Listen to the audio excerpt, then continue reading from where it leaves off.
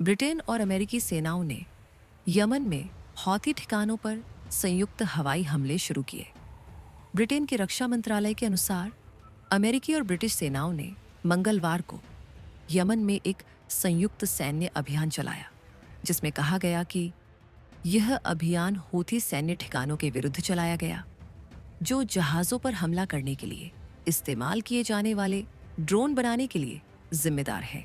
राष्ट्रपति Donald Trump ने पिछले महीने यमन पर अमेरिकी हमलों को तेज करने का आदेश दिया था तथा उनके प्रशासन ने कहा था कि वह ईरान समर्थित हौथी विद्रोहियों पर तब तक हमले जारी रखेगा जब तक वे लाल सागर के जहाज़ों पर हमला करना बंद नहीं कर देते। ब्रिटेन और अमेरिका ने पहले भी यमन में संयुक्त अभियान और हमले किए हैं।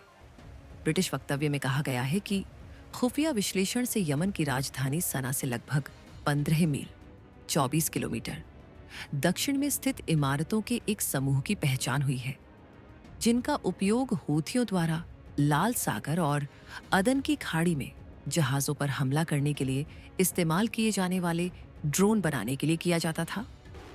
ब्रिटिश बयान में कहा गया है कि यह हमला अंधेरे के बाद किया गया, जब क्षेत्र में किसी भी नागरिक के होने की संभावना कम थी। साथ ही कहा गया कि उसके विमान सुरक्षित वापस लौट आए। अमेरिकी सेना की ओर से तत्काल कोई टिप्पणी नहीं की गई।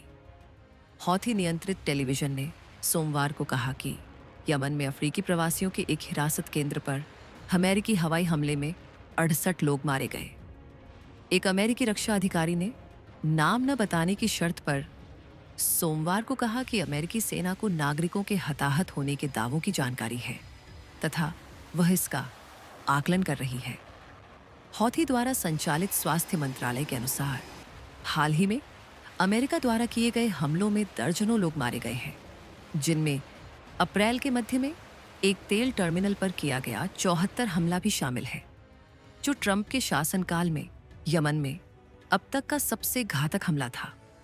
अमेरिकी सेना ने सप्ताहांत में कहा कि उसने मार्च के मध्य से अब तक 800 से अधिक ठिकानों पर हमला किया है, जिसमें कई हौथी लड़ाके और नेता मारे गए तथा आतंकवादी समूह की सुविधाएं नष्ट कर दी गईं। पिछले दशक में हौथियों ने यमन के बड़े हिस्से पर नियंत्रण कर लिया।